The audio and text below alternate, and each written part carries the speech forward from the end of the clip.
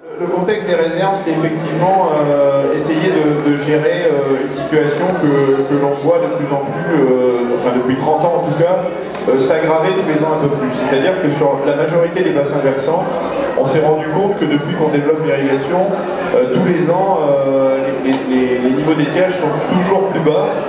Et sur le secteur sur lequel moi je suis agriculteur, qui est le bassin versant de la Seudre, où les enjeux sur l'eau sont aussi importants et où on constate des conflits d'usage, notamment avec l'activité ostréicole à l'estuaire, donc la marine Oléron. Enfin en tout cas ces 10 dernières années, on constate régulièrement sur un cours d'eau qui fait, sur un fleuve, donc qui est le plus petit fleuve d'Europe, qui fait 87 km, on constate sur ces 87 km, 70 km à sec. Et donc ça veut dire que depuis 10 ans, on a effacé toute la continuité biologique, toute la vie qui était possible de mettre en place sur ce cours d'eau-là, enfin sur ce fleuve-là. Et le pompon, on l'a eu en 2008, dans le sens où 90% des huîtres en naissance à l'estuaire sont mortes. C'est-à-dire qu'il y a eu 90% de mortalité sur le bassin ostréicole de Marine Oléron. Et c'est à partir de là qu'on peut se poser la question de quel droit est-ce qu'aujourd'hui les agriculteurs s'octroient une ressource qui, si on part de l'article 1 de la loi sur l'eau, l'article 1 de la loi sur l'eau nous dit l'eau est un bien commun. Et de ce bien commun, aujourd'hui, on a une activité qui s'appelle la maïsiculture, qui à elle seule prélève 80% de la ressource en eau douce. C'est en gros la moyenne constatée sur l'ensemble de la région Poitou-Charentes, mais aussi à l'échelle nationale, à l'échelle continentale et à l'échelle mondiale, puisque au niveau mondial, c'est 70% de l'eau douce qui est prélevée par l'agriculture. Et donc aujourd'hui, se poser la question du partage, et même si le film s'appelle Pour quelques grains d'or, et je trouve que le titre est super bon, je ne me rappelais plus du titre du pilote, mais le désert des partages, c'est quand même ça aussi, quoi. Et donc si je reparle un peu de la Seudre, ce qui est mis en avant par rapport aux réserves de substitution, ce qui est mis en avant, c'est le bassin d'économie. C'est-à-dire que derrière le maïs, on revendique la présence d'une économie forte pour justifier l'usage de l'eau 1 et en 2, donc pour rajouter une couche, la nécessité de créer des réserves. Or quand on fait, sur cette entrée économique, quand on fait des comparaisons, on se rend compte, et c'est des données INSEE, que l'activité ostréicole sur ce même bassin versant, c'est 5 fois l'économie du maïs. C'est-à-dire que cette activité autour du maïs produit 5 fois moins d'économie que l'ostréiculture. Et pourtant, par la force des lobbies, le maïs reste prioritaire sur l'activité ostréicole, et donc à ce titre-là, on s'autorise encore à imaginer des équipements qui s'appellent réserves de substitution sur ce bassin versant. Pour la petite histoire, donc sur le bassin de la Seudre, on imagine la création de 9 réserves de substitution. Je prends la Seudre parce que c'est pédagogique et les conflits d'usage sont très présents. Donc 9 réserves de substitution pour créer 3 millions de mètres cubes de substitution. Et c'est là où ça devient intéressant de fouiller un peu ce qui va se passer avec ces réserves de substitution. Si je vous donne quelques chiffres, vous allez tout de suite comprendre. Sur le bassin versant de la Seudre, l'agriculture prélève en été 14 millions de mètres cubes pour irriguer donc entre 10 500 et 7 000 hectares de maïs. Ces 14 millions de mètres cubes représentent donc le prélèvement de l'agriculture, mais surtout, sur ces 14 millions-là, on sait que si on veut préserver les équilibres biologiques sur ce bassin versant, si on veut trouver une continuité hydrologique et biologique sur ce bassin versant, si on veut que l'ostréiculture continue de vivre sur ce bassin versant, il faudrait réduire de 8 millions de mètres cubes environ ces prélèvements. C'est-à-dire qu'il faudrait passer de 14 millions de mètres cubes à environ 6 millions de mètres cubes pour être raisonnable. Et donc ce qu'on nous propose, c'est des réserves de substitution qui sont présentées comme la solution unique et universelle, qui, à partir de là, devrait permettre, c'est comme ça que c'est vendu, aux maïsiculteurs de continuer à produire du maïs, sauf que quand on aura créé ces 9 réserves de substitution, on aura trouvé une parade pour 3 millions de mètres cubes, et qu'il faut faire l'effort pour 8 millions de mètres cubes. Et derrière, il manque 5 millions de mètres cubes. Et malgré ça, on continue de nous vendre ça comme une solution unique et universelle. On vend les réserves de substitution en disant aux agriculteurs, quand vous aurez vos réserves, vous pourrez continuer à produire du maïs.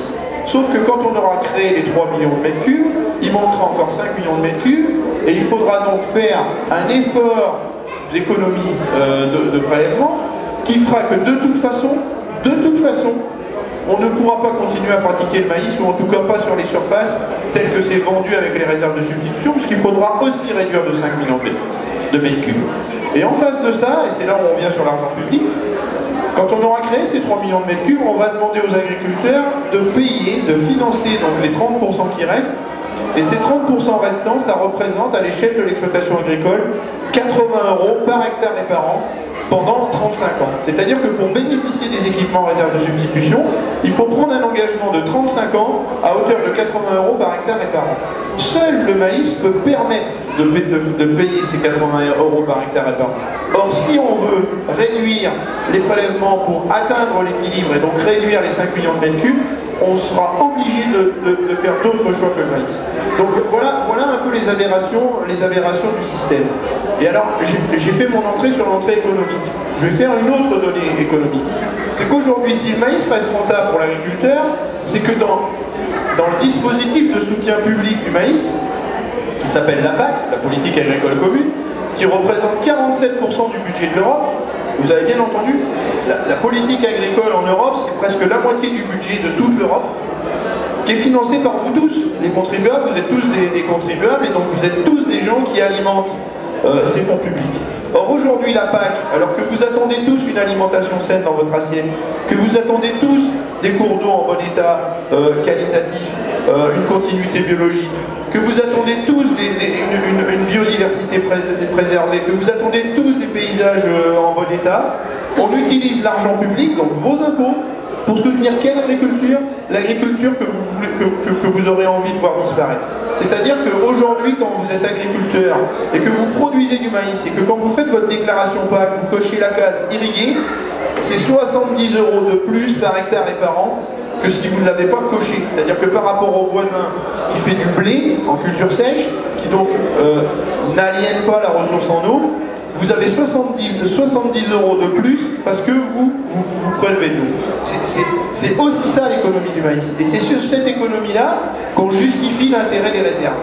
Donc c'est vous dire à quel point on se mord la queue dans ce dispositif. Et donc l'idée c'est de dire qu'il y a des alternatives. Et c'est des alternatives que j'ai envie de qualifier citoyennes, qui consistent à dire on n'a pas besoin des réserves, parce que de toute façon quand on aura mis les réserves debout, on aura encore besoin de faire des économies d'eau, et donc de toute façon, rien que pour ça, c'est pas une solution.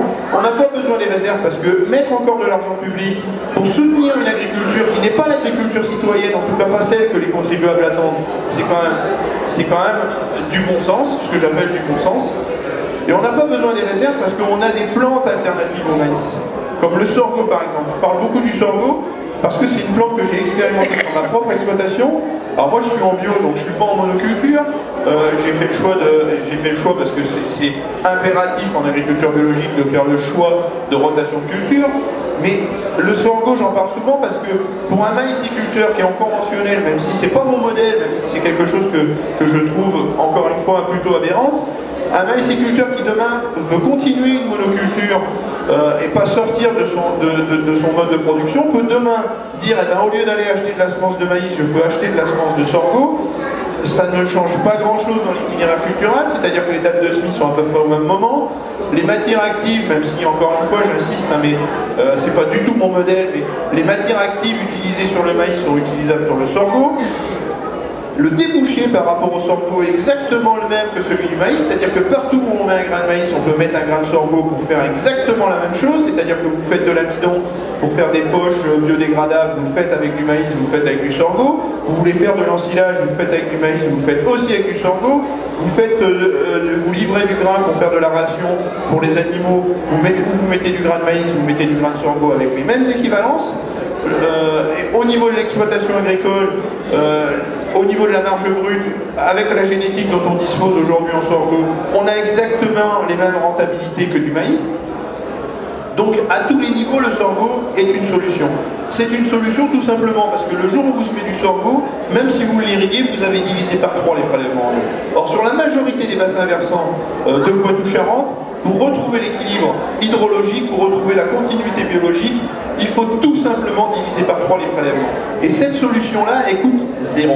Alors vous allez me dire pourquoi. Ben, je vais vous la donner la réponse. C'est que derrière le maïs, vous avez des grands groupes qui s'appellent Monsanto, qui s'appellent Pioneer, qui s'appellent Cargill, qui s'appellent... voilà. Et c'est eux qui tiennent les rênes, c'est eux qui tiennent les organismes stockeurs, c'est eux qui arrosent, sans vouloir faire de jeu de mots, qui arrosent les grands organismes qui diffusent la génétique du maïs pour continuer à pratiquer le maïs. Le problème, c'est un problème de lobby, c'est un problème de volonté politique. Et donc la raison pour laquelle aujourd'hui on continue de pratiquer du maïs, qu'on continue d'en rajouter une couche avec des réserves de substitution et qu'on est prêt à engager encore de l'argent public alors que c'est déjà une culture qui est soutenue de façon indécente. Moi je dis même que c'est un scandale de donner autant d'argent aux maïsiculteurs quand on voit à côté les éleveurs de la façon dont ils sont traités, parce que c'est pas tout à fait le même métier que d'être éleveur et produire du maïs. On a tendance à dire les 3 M pour le maïs, maïs, mer, montagne, hein, c'est un peu ça, hein, c'est-à-dire que les producteurs de maïs, ils sèment, ils font 2-3 herbicides, 5, 6, 7, 8 tours d'eau, ils récoltent et ils sont tranquilles jusqu'au prochain SMIC, j'exagère à peine. Donc ils ont en gros 4 à 5 mois de vacances, ils peuvent aller un peu à la mer et un peu à la montagne. Voilà, et ils roulent en BMW en général. Enfin bon, je ne vais pas faire trop de caricature, mais c'est pas loin d'être vrai. Et donc voilà un peu ce qu'on fait avec de l'argent public. Et donc si moi je viens au-devant des gens qui ne sont pas forcément des professionnels, mais des citoyens, c'est les alerter sur la nécessité de enfin réclamer une orientation citoyenne de la façon dont on utilise de l'argent public pour soutenir l'agriculture. Aujourd'hui, nous les agriculteurs, on n'est pas seulement des producteurs, on est aussi des aménageurs de paysages, on est aussi des utilisateurs de ressources naturelles et on a des comptes à rendre aux citoyens par rapport à l'argent public qu'on touche, puisque je peux vous assurer que c'est une activité qui bénéficie d'un public énorme. Moi, j'ai pas peur de le dire, je perçois sur mon exploitation 70 000 € par an et je considère qu'avec une somme pareille qui arrive sur mon exploitation, j'ai des comptes à rendre à mes voisins qui sont tous des contribuables, et j'ai des comptes à rendre aussi aux ostréiculteurs qui sont mes voisins, qui habitent à 3 km de chez moi. Moi, les premières clairs habitations à 3 km de chez moi, et j'ai envie de croiser ces gens-là avec la tête de haute.